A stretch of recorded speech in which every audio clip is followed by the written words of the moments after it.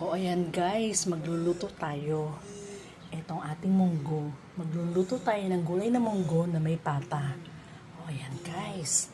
Ito ang ating mga ingredients. Ito, naglalagay ako ng luya, kamatis, at sibuyas. Siyempre yung ating patis.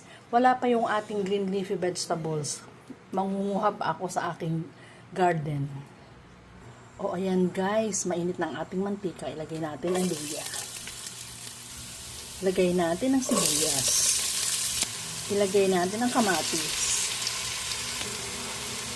Guys, lagay natin ang ating pata.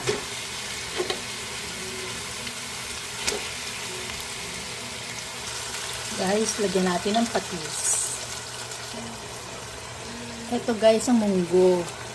Atin siyang lulutuin dito kasama ang pata para sabay silang lumambot. Hindi ito yung usual na ginagawa natin na inilalaga natin o pinapalambot, niluluto ang munggo ng separate. Ito magkasama para yung lasa ng pata papasok na sa munggo at sabay silang lalambot.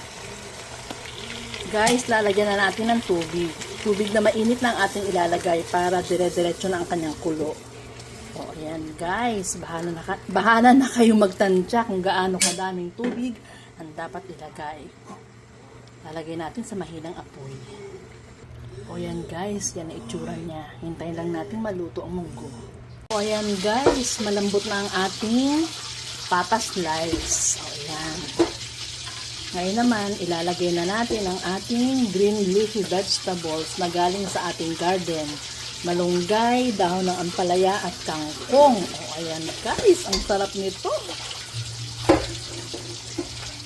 Pagkulo niyan guys, luto na yan.